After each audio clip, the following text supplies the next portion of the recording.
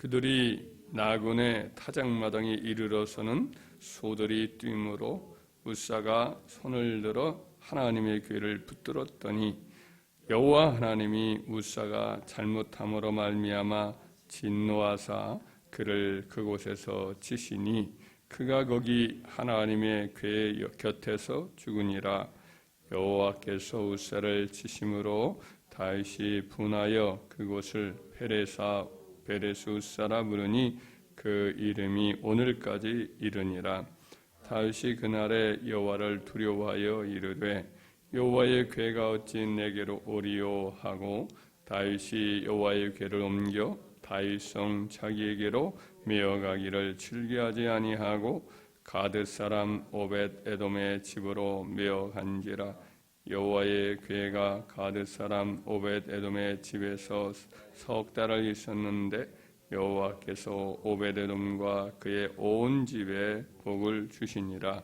어떤 사람이 다윗 왕에게 아뢰어 이르되 여호와께서 하나님의 궤로 말미암아 오벳 에돔의 집과 그의 모든 소유에 복을 주셨다 한지라.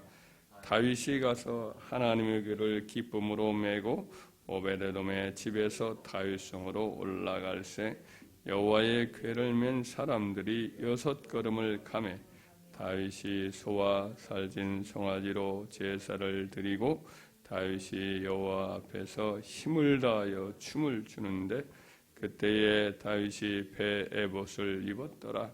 다윗과 온 이스라엘 족속이 즐거이 환호하며 나팔을 불고 여호와의 궤를 메어 오니라.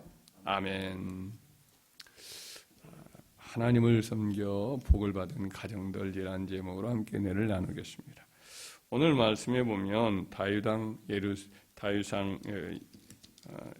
왕이 예루살렘에 도읍을 청한 후에 여호와의 법궤를 찾아가지고 예루살렘으로 이렇게 모셔 올리려다가 불상사를 당하는 일을 보게 됩니다. 본래 법궤는 레위인들 중에서 고핫 자손이 그 어깨에 메어가지고 그렇게 이동을 해야 하는 것이 율법의 규례입니다. 그런데 다윗이 하나님에 대한 사랑이나 헌신은 남다른 바가 있지만은 아직 이런 율법 규정에 대해서 이렇게 철저하게 알지를 못했어요. 그만큼 이제 유대 사회가 그만큼 이제 사사 시대 이래로 하나님의 법에 대해서 이렇게 둔감했던 것을 알 수가 있습니다. 누구라도 말해줄 수 있었을 텐데 전혀 이런 것을 알지 못했던 걸 보면 그 당시에 영적 수준이 많이 율법에 대한 어떤 지식도 많이 이렇게 떨어져 있음을 알게 됩니다. 그래서 다윗이 이제 새 수레에다가 법궤를 모셔가지고 소가 끄는 그 수레로 이렇게 이동을 하는데 옮겨오다가 아주 정성껏 이렇게 옮겨오다가 이제 나곤이라고 하는 사람이 쓰는 타작마당에서 갑자기 소가 뛰는 겁니다.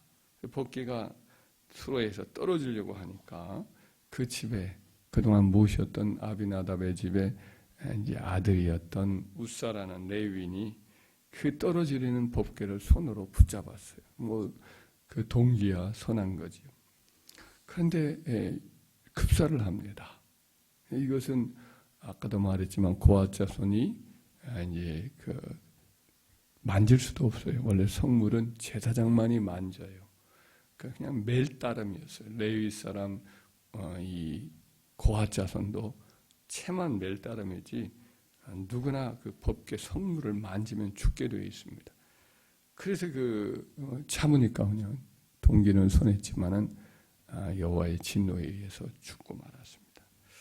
다윗이 잘못한 거죠. 따지고 보면 그것을 제대로 인식을 못했으니까. 근데 다윗은 이유를 모르니까 당황도 하고 속으로 생각하기를 하나님의 법궤를 나는 모시려는 이런 충정된 마음을 가지고 있었는데 하나님이 이것도 몰라주고 사람까지 죽이다니 하면서 이런 법궤를 모셨다가는 큰일 나겠다 싶으니까 법궤를 이렇게 모시려 3만 명이나 되는 많은 그 이스라엘의 유명 인사까지 다 초대를 했었는데 포기를 합니다. 안 되겠다, 큰일 나겠다. 그래서 법궤를 예루살렘으로 모시는 대신에 아무에게나 막 맡기고 가려고 하는 거죠.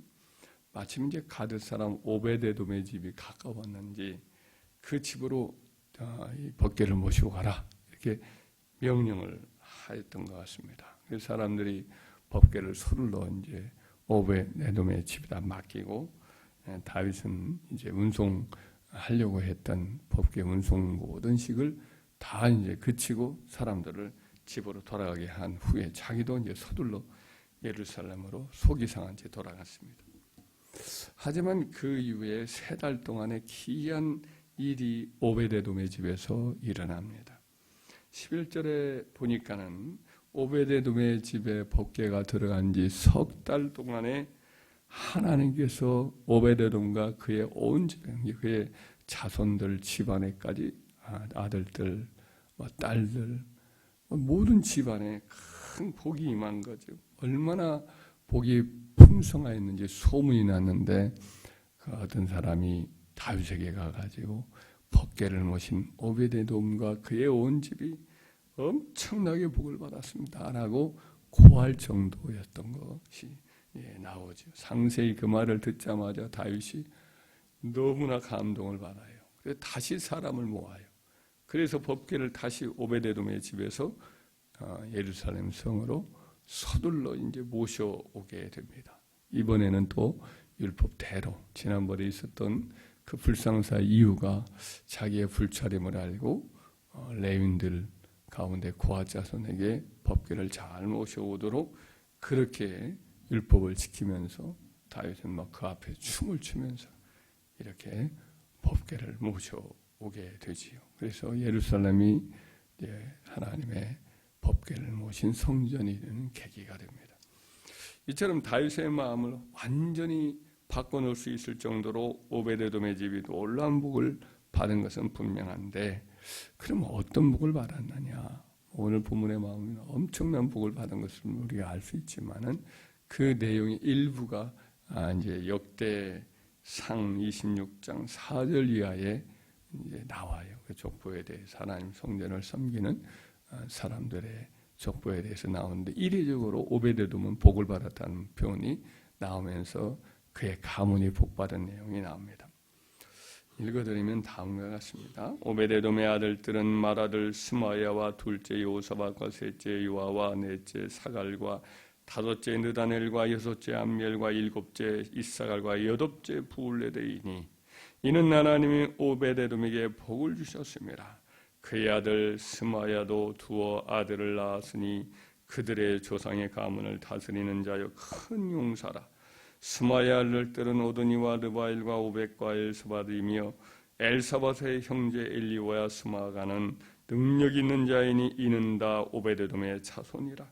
그들과 그의 아들들과 그의 형제들은 다 능력이 있어 그 직무를 잘하는 자니 오베데돔에게서 난 자가 62명이라. 사람의 숫자도 많지만 그들이 다 유력한 자요. 그 어떤 한 가문의 큰 일을 감당하고 직무에 있어서 아주 탁월성을 가진 그와 같은 자손들이라. 이런 표현을 여기서 명백하게 복을 받았다라는 말씀을 여러 번 하고 있지요. 그러니까 여기서 보면은 자손도 그의 아들들만 해도 딸들은 뭐 기록을 안 해요. 자손 아들들만 8명인데 그의 아들들의 손자들까지 기록을 하고 있고 증손자까지 기록하고 있는데 증손자까지도 아주 힘이 있고 유력한 자라는 것이 기록이 되어 있음을 보게 됩니다.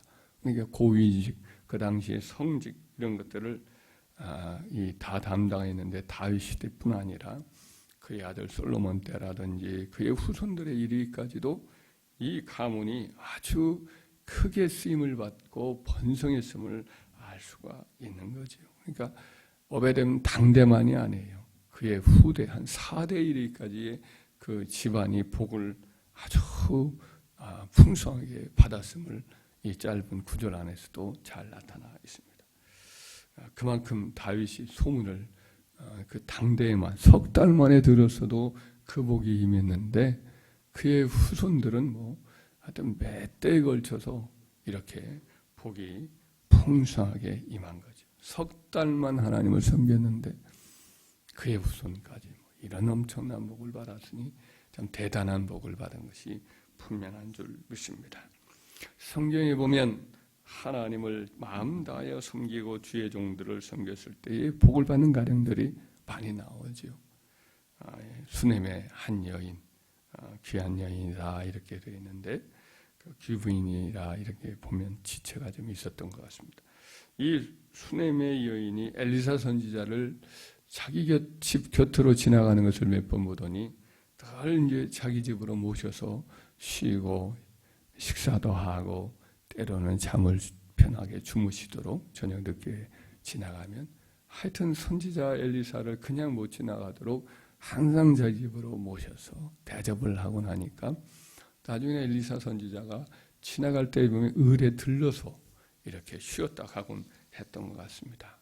그랬더니 이 여인이 자기 남편에게 말을 해서 담장이 굉장히 크고 두터웠던 담장이었던 모양인데 그 위에다가 선지자를 위한 한 집을 만들어요. 방을 만들었는데 그 방 안에다가 침대와 그리고 책상과 그리고 의자와 촛대 하나를 준비를 해서 선지자가 이제 와서 이제 성경도 읽고 또 기록도 하고 편하게 쉬고 그렇게 갈 수 있도록 배려를 이렇게 하고 있음을 봐요.